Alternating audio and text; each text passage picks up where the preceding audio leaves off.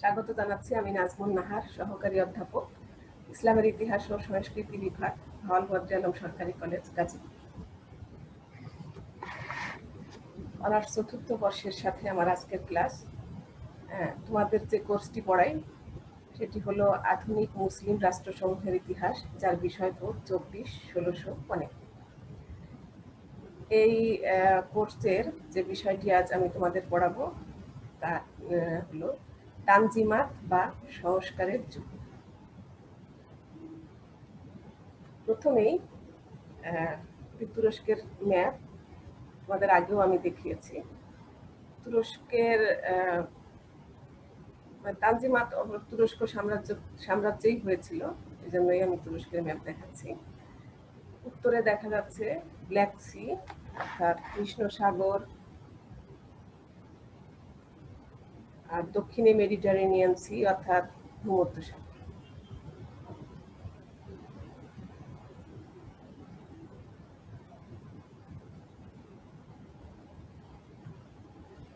প্রথমে আমি তোমাদের তানজিমাত সম্পর্কে আলোচনা করব। তানজিমাত শব্দের অর্থ হচ্ছে সংস্কার যুগ। পতনের যুগে ইউরোপীয় শক্তিবর্গের কবলে পতিত হয় অটোমান সাম্রাজ্য। তারা অটোমান বা ওসমানীয় সাম্রাজ্যকে ধরার বুক থেকে নিশ্চিহ্ন করার জন্য তোড়জোড় শুরু করে দেয়। অষ্টাদশ শতাব্দীর শেষের দিকে তুর্কিরা বুঝতে পারে যে দেশকে বিশৃঙ্খলা ও বিদেশিদের হামলা থেকে রক্ষা করতে না পারলে তাদের ধরার বুকে টিকে থাকা অসম্ভব। এই জন্য তারা পাশ্চাত্যের আদর্শে সংস্কারের মনোযোগ দেন। এই প্রয়োজনের তাগিদে ঊনবিংশ শতাব্দীতে তুরস্কে সংস্কারমূলক আন্দোলন বা তানজিমাত শুরু হয়। তানজিন তুর্কি শব্দ, এর অর্থ হচ্ছে সংস্কার, তাই এটাকে সংস্কারের যুগ বলা হয়। তুরস্কের সুলতান, বর্তমান সুলতান আব্দুল হামিদ তুরস্কে প্রথম সংস্কার আন্দোলন শুরু করেন। সিংহাসনে আরোহণ করার পর তিনি অভ্যন্তরীণ সংস্কারের দিকে মনোনিবেশ করেন। তিনি সেনাবাহিনীর সংস্কারের জন্য ইউরোপীয় বিশেষজ্ঞ নিযুক্ত করেন। তার পুত্র তৃতীয় সেলিম, যার সময়কাল ছিল 1789 থেকে, তিনি ক্ষমতায় ছিলেন 1789 থেকে 1807। তৃতীয় সেলিমও পিতার নীতি অনুসরণ করে বিভিন্ন ক্ষেত্রে সংস্কার সাধন করেন। তিনি শুধু সংস্কার নয়, নতুন আদর্শে একটি রাষ্ট্র গঠন করতে চেয়েছিলেন, কিন্তু জেনিসারি বাহিনী এবং আলেম উলেমাদের বিরোধিতার জন্য তার সেই চেষ্টা ব্যর্থ হয়। তারপর দ্বিতীয় মাহমুদের সময়ে দ্বিতীয় পর্যায়ে সংস্কারমূলক কার্য আরম্ভ হয়। সংস্কারের জন্য তাকে, দ্বিতীয় মাহমুদকে, তুরস্কের পিটার দ্য গ্রেট বলা হয়। তিনি ইউরোপীয় আদর্শে শাসন ব্যবস্থা ও সামরিক পদ্ধতি প্রবর্তন করেন, কিন্তু রাশিয়া ও অন্যান্য ইউরোপীয় শক্তিবর্গের শত্রুতার জন্য তার চেষ্টাও কৃতকার্য হতে পারেনি। দ্বিতীয় মাহমুদের পর তার পুত্র আব্দুল মজিদের সময়ে 1839 থেকে 1861 খ্রিস্টাব্দের মধ্যে নতুন সংস্কারের যুগ আরম্ভ হয়। তার যুগ ইতিহাসে তানজিমাত যুগ নামে পরিচিত, অর্থাৎ সুলতান আব্দুল মজিদের যুগই হচ্ছে তানজিমাত যুগ। বিশেষ রাজনৈতিক ও অর্থনৈতিক অবস্থার পটভূমিতে সুলতান আব্দুল মজিদ সংস্কার আন্দোলন শুরু করেন। এই সময়ে তুরস্কের রাজনৈতিক অর্থনৈতিক অবস্থা সম্পর্কে তোমাদের কিছু বলছি। মিশরীয় যুদ্ধে তুর্কি বাহিনী শোচনীয়ভাবে পরাজিত হয়। এই অবস্থায় তুর্কি সুলতান আব্দুল মজিদ সিংহাসনে আরোহণ করে অটোমান সাম্রাজ্যকে রক্ষা করার জন্য বিদেশি শক্তির সাহায্য প্রার্থনা করেন। এই ব্যাপারে তার প্রধানমন্ত্রী রশিদ পাশা তাকে যথেষ্ট সাহায্য করেন। তুরস্কের প্রশাসন ব্যবস্থায় নানা ত্রুটি বিচ্যুতি ছিল। বৈষম্যের বিরুদ্ধে অমুসলিম প্রজাবৃন্দের অভিযোগ ছিল। বিনা বিচারে শাস্তি প্রদান, ভূমি রাজস্ব আদায়ে দুর্নীতি, সুলতানের ইচ্ছামতো সম্পত্তি বাজেয়াপ্ত প্রভৃতি নানা দোষে প্রশাসন ব্যবস্থা দুষ্ট ছিল। প্রধানমন্ত্রী রশিদ পাশা ব্রিটিশ সাহায্যের পূর্ব শর্ত হিসেবে অতি প্রয়োজনীয় সংস্কারগুলি প্রবর্তনের কথা সুলতানকে জানান। সুলতান এতে সম্মত দেন। অর্থনৈতিক অবস্থা এই সময় অর্থনৈতিক সুযোগ সুবিধা ভোগ করা সত্ত্বেও বিদেশিরা ব্যবসার ক্ষেত্রে নানা অসুবিধা ছিল বিদেশিদের। তাদের মতে ব্যবসায়ের মালামাল আটক করে খাজনা আদায়, ইচ্ছামতো দ্রব্যমূল্য বৃদ্ধি, নগর শুল্ক আদায়, বিশেষ দ্রব্যের রপ্তানি নিষিদ্ধকরণ, ব্যক্তি বিশেষকে একচেটিয়া ব্যবসায়ের অধিকার দান প্রভৃতি ব্যবস্থার ফলে ব্যবসা পরিচালনা অসম্ভব হয়ে পড়ে। এই অবস্থার অবসানকল্পে ব্রিটিশ, ফরাসি ও ওলন্দাজ সরকার বিভিন্ন সময় তুর্কি সরকারের উপর চাপ দেয়। 1838 খ্রিস্টাব্দে ব্রিটেনের সাথে তুরস্কের এক বাণিজ্য চুক্তি সম্পাদিত হয়। এই চুক্তির ফলে অটোমান সাম্রাজ্যে অবাধ বাণিজ্য নীতি গৃহীত হয়। সুলতান আব্দুল মজিদ এই সময় কয়েকজন প্রগতিশীল রাজনীতিবিদদের সাহায্য লাভ করেন। এইসব রাজনীতিবিদদের মধ্যে যারা ছিলেন তারা হলেন রশিদ পাশা, আলী পাশা এবং ফুয়াদ পাশা। এই রাজনীতিবিদগণ পাশ্চাত্য দেশে শিক্ষা লাভ করেন এবং পাশ্চাত্য ভাবধারায় উদ্বুদ্ধ হয়ে স্বদেশের কাজে আত্মনিয়োগ করেন। তারা সুলতানকে বিশেষ ভাবধারায় দীক্ষিত করে তোলেন। প্রধানমন্ত্রী রশিদ পাশা দ্বারা অনুপ্রাণিত হয়ে সুলতান আব্দুল মজিদ কয়েকটি ফরমান জারি করেন। 1839 খ্রিস্টাব্দের নভেম্বর মাসে বুলহান রাজপ্রাসাদ হতে খাত্তি শরীফ বা রাজকীয় ফরমান জারি করেন। আবার 1856 খ্রিস্টাব্দে সুলতান আব্দুল মজিদ খাত্তি হুমায়ুন নামে দ্বিতীয় ফরমান জারি করেন। এই ফরমানগুলো সাধারণত তানজিমাত নামে পরিচিত। এখন আমি আলোচনা করব তানজিমাত যুগে যেসব সংস্কার সাধন করেছিলেন সেগুলো। প্রথমে আমি দেখছি আইনের শাসন প্রতিষ্ঠা, মানে যে সংস্কার সাধন হয়েছিল তার মধ্যে প্রধান হচ্ছে আইনের শাসন প্রতিষ্ঠা। তানজিমাতের মাধ্যমে আইনের শাসন নিশ্চিত করা হয়। এখানে আইনের চোখে সবাইকে সমান বলে ঘোষণা করা হয়। সুলতানকে আইনের অধীন এবং আইনকে জনগণের কল্যাণাধীন করা হয়। জাতি, ধর্ম, বর্ণ নির্বিশেষে আদালতে সাক্ষ্য গ্রহণের ব্যবস্থা করা হয় এবং সকল মামলা মোকদ্দমা পরিচালনার কার্য জনগণের সম্মুখেই সম্পূর্ণ করার ব্যবস্থা করা হয়। দ্বিতীয়, প্রশাসনিক সংস্কার সাধন। প্রশাসনিক অভ্যন্তরীণ শাসন ব্যবস্থা নিয়ন্ত্রণের জন্য রাষ্ট্র পরিষদ গঠন ও দণ্ডবিধি আইনের প্রণয়ন করা হয়। জেল আইন সংশোধন করে উৎপীড়ন প্রথা তুলে দেওয়া হয় এবং পুলিশ বিভাগকে ঢেলে সাজানো হয়। অর্থনৈতিক সংস্কার। তুর্কি সাম্রাজ্যের অর্থনৈতিক স্থিতিশীলতা নিশ্চিত করার জন্য বিভিন্ন ব্যবস্থা গ্রহণ করা হয়।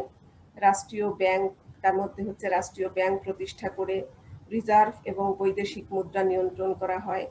সামর্থ্য অনুযায়ী জাতি, ধর্ম, বর্ণ নির্বিশেষে সকলের উপর কর ধার্য করা হয়।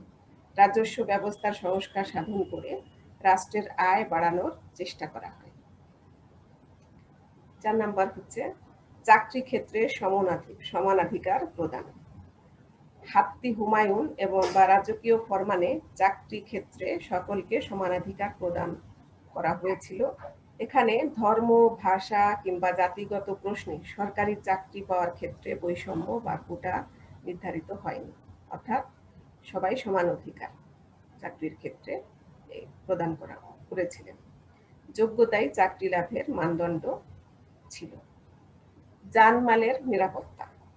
তানজিমাত কোনো বিশেষ গোষ্ঠী বা সম্প্রদায়ের জন্য গৃহীত হয়নি। কিছু কিছু সংস্কার তুরস্কের জাতি, ধর্ম, বর্ণ নির্বিশেষে সকল প্রজার জানমাল ও নিরাপত্তা বিধানের জন্য প্রণীত হয়েছিল। এরপরে শিক্ষা ব্যবস্থার আধুনিকীকরণ। তানজিমাত যুগের পূর্বে তুরস্ক সাম্রাজ্যের শিক্ষা ব্যবস্থা ছিল সেকেলে। নিরক্ষরতার অভিশাপে নিমজ্জিত তুর্কি জনগণকে শিক্ষার আলো দানের জন্য শিক্ষা ব্যবস্থায় আমূল পরিবর্তন আনা হয়। মাধ্যমিক শিক্ষার প্রসার কল্পে উপযুক্ত ব্যবস্থা গ্রহণ করা হয়। পাশ্চাত্য আদর্শে বহু স্কুল কলেজ প্রতিষ্ঠা করা হয় এবং উচ্চশিক্ষার জন্য বহু যুবককে বিদেশে পাঠানো হয়। অনেক জ্ঞান ভিত্তিক পুস্তক রচনা করা হয় এবং অসংখ্য পুস্তক বিভিন্ন ভাষা থেকে তুর্কি ভাষায় অনুবাদ করার ব্যবস্থা করা হয়। ফলে এক নতুন জাতীয় সাহিত্যের উদ্ভব হয়। ধর্মীয় স্বাধীনতা নিশ্চিতকরণ। পাশ্চাত্য ভাবধারায় দীক্ষিত তানজিমাত নেতৃবৃন্দ ছিলেন উদার ধর্মনিরপেক্ষতায় বিশ্বাসী। সে কারণেই হাত্তি হুমায়ুন ধর্মীয় স্বাধীনতার বিধান রাখা হয়। তুর্কি সাম্রাজ্যে সকলেই স্বাধীন এবং নির্ভয়ে যার যার ধর্ম পালন করতে পারবে এবং কেউ কারো ধর্মীয় ক্ষেত্রে হস্তক্ষেপ করতে পারবে না, এরকম বিধান রাখা হয়। খ্রিস্টানদের সামাজিক সুবিধা নিশ্চিতকরণ। তানজিমাত খ্রিস্টানদের যাবতীয় সুযোগ সুবিধা নিশ্চিত করে রাজকীয় ফরমান খ্রিস্টানগণ প্রয়োজনে তাদের গির্জা, স্কুল, কলেজ, হাসপাতাল প্রতিষ্ঠার অধিকার দেওয়া হয়। ধর্মযাজকদের বেতন নির্ধারণ। তানজিমাত ধর্মযাজকদের যাবতীয় সুযোগ সুবিধা নিশ্চিত করে। ধর্মযাজকগণকে আজীবন স্বপদে সম্মানের সাথে থাকার সুযোগ দেওয়া হয়। তাদের সচ্ছলভাবে জীবন ধারণের জন্য পদ ও মর্যাদা অনুযায়ী বেতন নির্ধারণ করা হয়। তাহলে আমরা দেখছি যে তানজিমাতে যেসব সংস্কার সাধন করা হয়েছিল সেগুলো মানে জাতি, ধর্ম, বর্ণ নির্বিশেষে সবাই সমান অধিকার ভোগ করে, ভোগের বিধান রাখা হয়। এখন আমি তোমাদের আলোচনা করব তানজিমাতের ব্যর্থতার কারণ। তানজিমাত যে ব্যর্থ হয়েছিল, যে সংস্কার সাধন করেছিলেন সেগুলো যে ব্যর্থ হয়েছিল, সেই ব্যর্থতার কারণ এখন তোমাদের আলোচনা করব। মানে তুরস্কে এটি ফলপ্রসূ হয়নি। প্রথমে যে পয়েন্টটি আলোচনা করব সেটি হচ্ছে মুসলমান এবং খ্রিস্টানদের মধ্যে সহযোগিতার অভাব। তানজিমাত মুসলমান এবং অমুসলমান কাউকেই সন্তুষ্ট করতে পারেনি, তাই কেউই এটিকে সাদরে গ্রহণ করেনি। এই সংস্কারের দ্বারা সকলকে সমান অধিকার ও সুবিধা দেওয়া হয়, কিন্তু মুসলমানগণ খ্রিস্টানদের সাথে সমান অধিকার নিতে রাজি ছিল না। অপরদিকে খ্রিস্টানগণও তাদের স্বাধীনতার দাবি বিবেচিত না হওয়ায় এটি গ্রহণ করতে অস্বীকার করে। তুরস্কের বিরুদ্ধে তাদেরকে সব সময় বাইরের বা বহির্দেশ থেকে উস্কানি দেওয়া হতো। সুবিধাবাদীদের বিরোধিতা।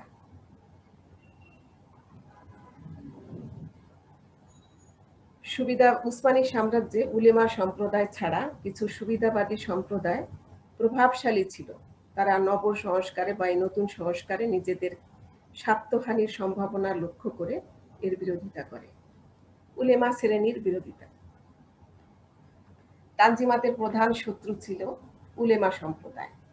নতুন নতুন পরিকল্পনাকে তারা মনে প্রাণে গ্রহণ করতে পারেনি। তারা সংস্কার কর্মকাণ্ডকে অন-ইসলামিক বলে তার তীব্র বিরোধিতা করে। Penal code, land code, civil code, judicial code প্রভৃতি প্রণয়নের দ্বারা তারা ঘোর বিরোধিতা করে। তাদের চক্রান্তের কারণে রশিদ পাশার ন্যায় প্রধানমন্ত্রীও কয়েকবার পদচ্যুত হন। এছাড়া তাদের বিরোধিতা উপেক্ষা করে চলার মতো যোগ্যতাও সুলতান আব্দুল আজিজের ছিল না। বণিক শ্রেণীর বিরোধিতা।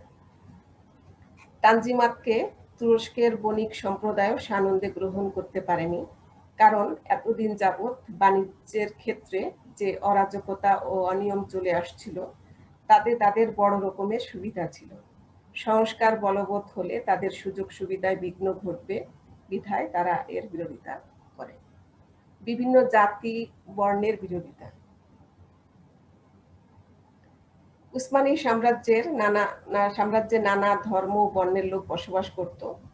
কোনো সাধারণ আইনে তাদের সকলকে রাজি করানো এবং একটি গ্রহণযোগ্য সংস্কার প্রবর্তন করা সমকালীন তুরস্কের দুর্বল সুলতানদের পক্ষে সম্ভব ছিল না। তানজিমাতে সকল প্রজা গ্রহণযোগ্য করে আইন প্রণয়নের প্রতিশ্রুতি থাকলেও মুসলমান এবং অমুসলমান সকল পক্ষ থেকে বাধা আসায় তা কার্যকর করা সম্ভব হয়নি। সুলতানের অনাগ্রহ। সুলতান আব্দুল আজিজ কিছুটা প্রতিক্রিয়াশীল ছিলেন, মানে পরবর্তী সুলতান আব্দুল মজিদের পরবর্তী সুলতান। নব পরিকল্পনায় সুলতানের ক্ষমতা হ্রাস পাওয়ার কিছুটা সম্ভাবনা ছিল এবং অনেক ক্ষমতা বিভিন্ন পরিষদের হাতে হস্তান্তর করা হয়েছিল। তাছাড়া সুলতান এই ক্ষমতা ধীরে ধীরে কমিয়ে দেওয়ার পক্ষপাতী ছিলেন, তাই সুলতানের মানসিকতাও তানজিমাতের ব্যর্থতার জন্য অনেকটা দায়ী ছিল। ফ্রান্সের বিরোধিতা বা অসহযোগিতা। তুরস্কের সংস্কার কার্যকে সফল করার দায়িত্বভার অর্পণ করা হয় ফ্রান্সকে। ফরাসি মডেলে এই তানজিমাত বাস্তবায়ন করার চেষ্টা করা হয়েছিল। প্রথম দিকে ফরাসি সরকারও আগ্রহী ছিল, কিন্তু 1870 খ্রিস্টাব্দে জার্মানির সাথে ফ্রান্সের যুদ্ধে ফ্রান্স ক্ষতিগ্রস্ত হলে তুরস্কের উন্নয়নে ফ্রান্সের সাহায্য করার আর কোনো আগ্রহ ছিল না। আন্তর্জাতিক রাজনৈতিক পরিস্থিতি। তুরস্কের তানজিমাত যুগের প্রাক্কালে রাশিয়া ও কিছু কিছু পাশ্চাত্য শক্তি তুরস্কের উন্নয়ন পরিকল্পনার বিরোধিতা করেছিল, তাই অভ্যন্তরীণ রাজনীতির অবস্থা প্রতিকূল পর্যায়ে চলে যায়। এছাড়া একে একে মোলদাভিয়া, ওয়ালাচিয়া, মন্টিনিগ্রো, বসনিয়া সহ বলকান অঞ্চলের দেশসমূহে দারুণ বিদ্রোহ দেখা দেয় এবং বৃহৎ শক্তিবর্গের সমর্থনে তারা একে একে স্বাধীনতা ঘোষণা করে, ফলে তানজিমাত আন্দোলন বন্ধ হয়ে যায়। এরপর আমি আলোচনা করব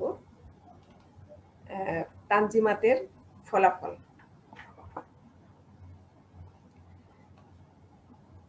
তানজিমাত আন্দোলন আশা অনুযায়ী ফলাফল লাভে অকৃতকার্য হলেও তা সম্পূর্ণরূপে ব্যর্থ হয়নি।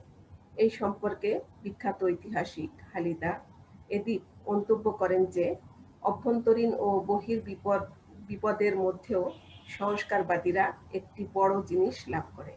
তারা নব তুরস্কের ভিত্তি স্থাপন করে এবং বিশ্ব বিরোধিতা সত্ত্বেও তুরস্ক সাম্রাজ্যের ধ্বংসস্তূপের উপর একটি রাষ্ট্র গড়ে তোলে।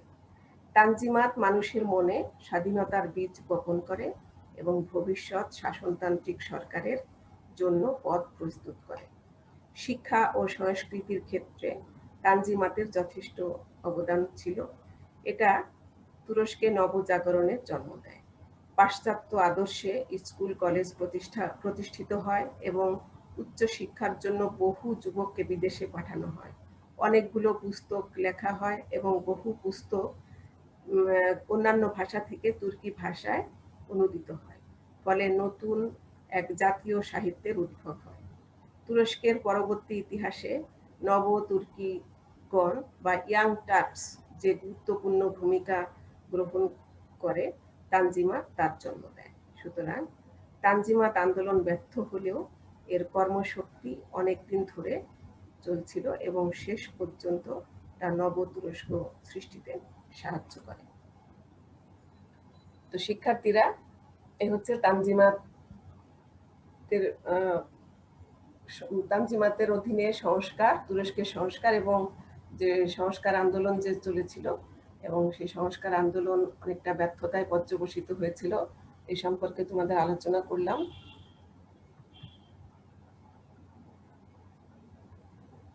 তো সবাই ভালো থেকো, ধন্যবাদ।